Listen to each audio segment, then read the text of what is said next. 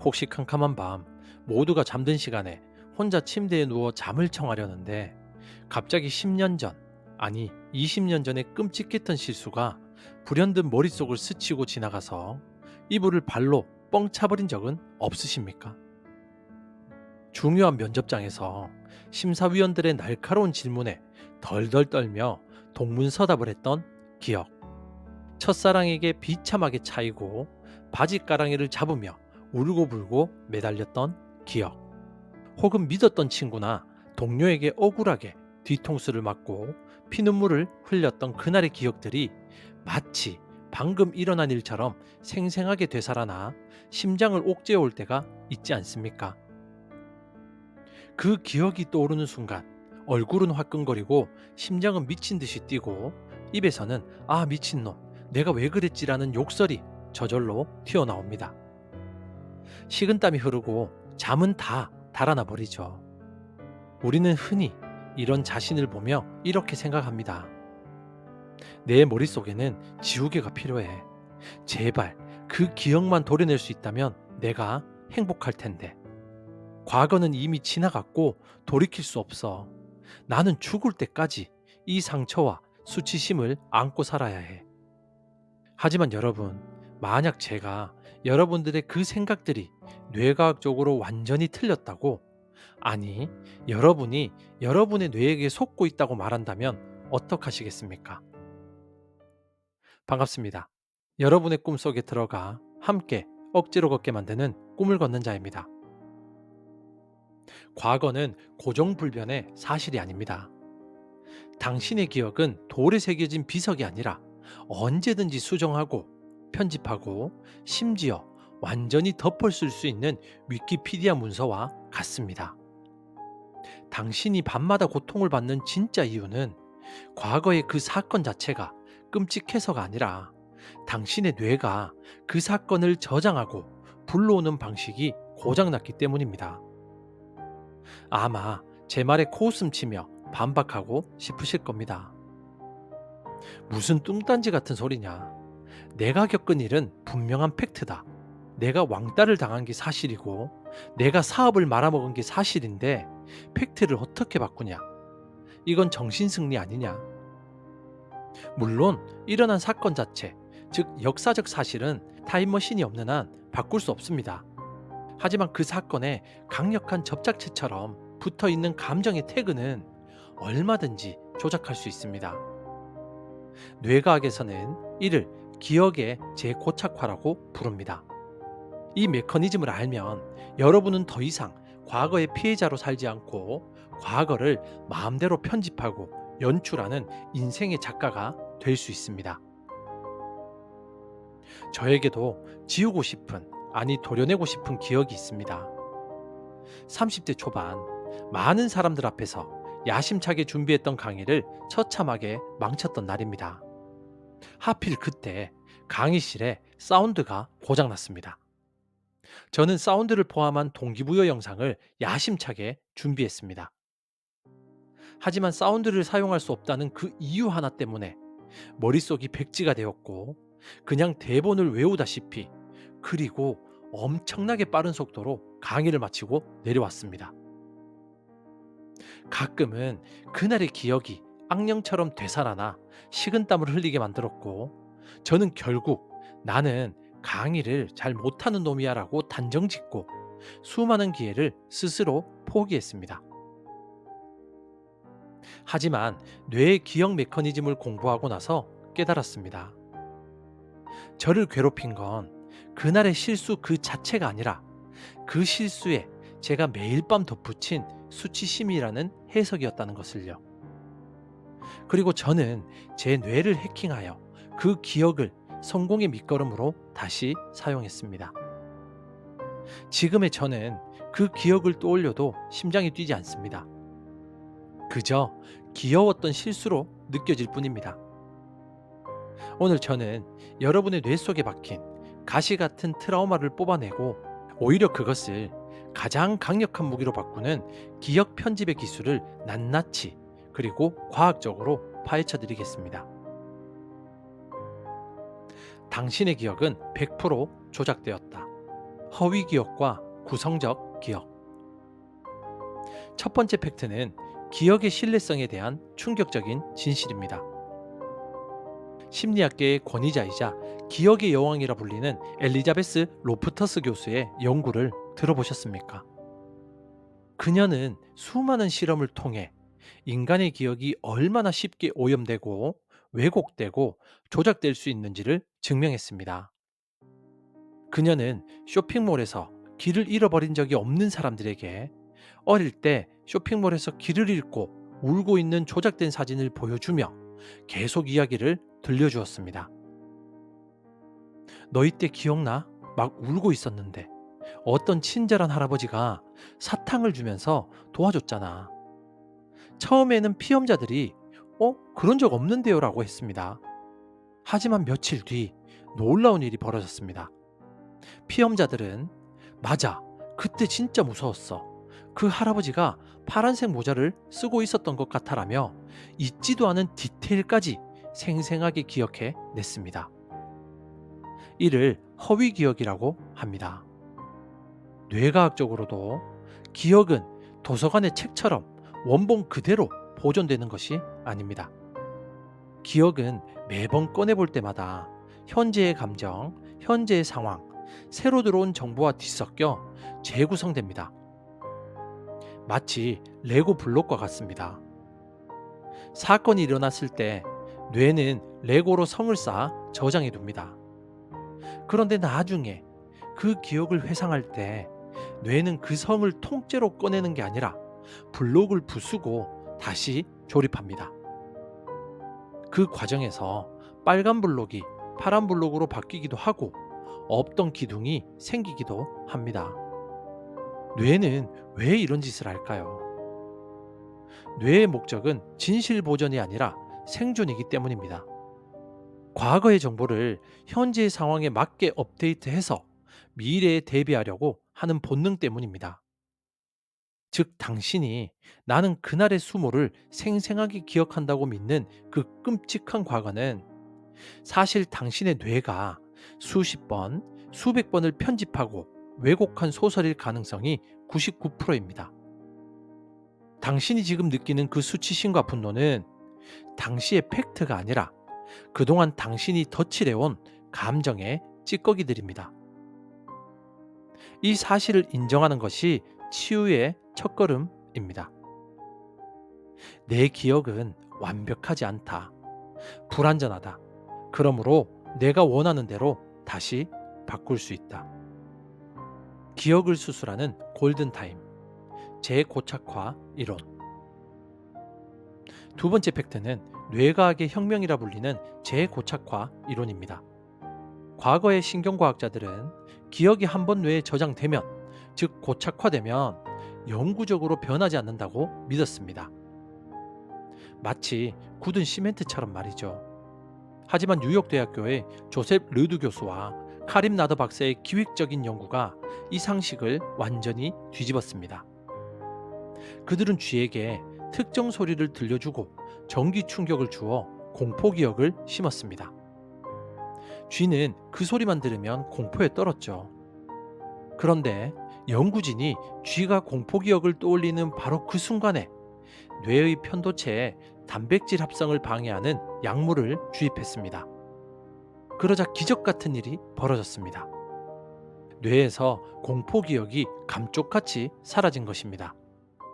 소리를 들려줘도 쥐는 더 이상 떨지 않았습니다. 이것이 의미하는 바는 엄청납니다. 기억은 저장소에 가만히 있을 때는 안전하지만 우리가 그것을 회상하는 순간 신경회로가 일시적으로 아주 불안정한 상태가 됩니다. 마치 굳었던 찰흙이 다시 말랑말랑해지는 것과 같습니다. 이때가 바로 기억을 수술할 수 있는 골든타임입니다. 이 불안정한 상태에서 새로운 정보나 감정을 주입하고 다시 저장하면 기억은 수정된 상태로 뇌에 다시 굳어집니다. 이것이 바로 재고착화입니다. 여러분이 트라우마를 떠올리며 이불킥을 할 때마다 사실 여러분은 기억을 수정할 기회를 놓치고 있는 것입니다. 대부분의 사람은 나쁜 기억을 떠올리고 아, 쪽팔려. 난 쓰레기야.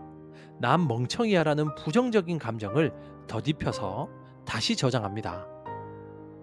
그러면 기억은 더 강력한 수치심이라는 옷을 입고 저장되어 다음번에는 더 큰 고통을 줍니다. 반대로 나쁜 기억을 떠올린 그 순간에 별거 아니네. 덕분에 배웠네. 그때의 나는 어렸지라는 긍정적인 감정이나 새로운 해석을 주입해서 저장하면 뇌의 편도체에 연결된 공포 반응이 약해집니다. 과거를 떠올리는 것을 두려워하지 마십시오. 떠올리는 그 순간이 바로 당신이 과거를 수술할 수 있는 유일한 시간입니다. 회피하면 기억은 영원히 그 자리에 썩은 물처럼 고여 있습니다. 해석이 바뀌면 뇌 구조가 바뀐다. 인지적 재해석과 신경 가소성. 세 번째 팩트는 인지행동 치료의 핵심 원리인 인지적 재해석입니다. 고대 스토아 철학자 에픽테토스는 이렇게 말했습니다. 사람을 불안하게 만드는 것은 사건 자체가 아니라 그 사건에 대한 의견이다. 뇌과학적으로도 어떤 사건이 발생하면 뇌는 그것을 시상해서 편도체로 보내 위험해 또는 안전해라는 감정의 라벨을 붙입니다. 그리고 해마가 그것을 에피소드로 저장합니다. 트라우마는 사건에 극도의 공포 또는 견딜 수 없는 수치심이라는 라벨이 강력 본드처럼 붙어있는 상태입니다. 하지만 인간은 전두엽을 사용해 이 라벨을 떼어내고 새로운 라벨을 붙일 수 있습니다. 예를 들어 왕따를 당했다는 기억이 있다고 칩시다. 해석 A는 나는 매력이 없고 가치 없는 인간이라서 왕따를 당했다입니다. 이 해석을 선택하면 뇌는 우울증 회로를 강화합니다. 하지만 해석 B는 그들은 미성숙했고 나는 그들의 열등감을 자극할 만큼 특별했다. 그 경험 덕분에 나는 사람 보는 눈을 키웠고 약자의 마음을 이해하는 리더가 되었다입니다. 같은 사건이지만 해석이 180도 다릅니다. 여러분이 억지로라도 해석 B를 선택하고 그것을 반복적으로 뇌에 주입하면 뇌의 신경가소성 원리에 의해 신경회로가 물리적으로 바뀝니다. 해브의 법칙에 따르면 함께 발화하는 뉴런은 서로 연결된다고 했습니다. 새로운 해석과 기억을 함께 발화시키면 상처받은 피해자의 뇌회로가 약해지고 끊어지는 대신 시련을 극복한 영웅의 뇌회로가 굵어지고 튼튼해집니다. 이것은 단순한 정신승리가 아닙니다. 물리적인 뇌수술입니다. 여러분의 인생은 여러분이 쓴 시나리오대로 흘러갑니다. 과거의 비극을 희극으로 혹은 영웅 서사시로 장르를 바꾸는 편집권은 오직 여러분에게만 있습니다. 감정과 사실을 분리하라. 제3자 관점 효과. 네 번째 팩트는 제3자 관점의 놀라운 치유 효과입니다. 미시간 대학교의 에단 크로스 교수는 부정적인 경험을 떠올릴 때 1인칭 시점, 즉 내 눈으로 보는 것과 3인칭 시점, 즉 벽에 붙은 파리의 눈으로 나를 보는 것의 차이를 연구했습니다. 1인칭으로 회상한 사람들은 혈압이 오르고 스트레스 호르몬이 급증하며 감정의 늪에 다시 빠졌습니다.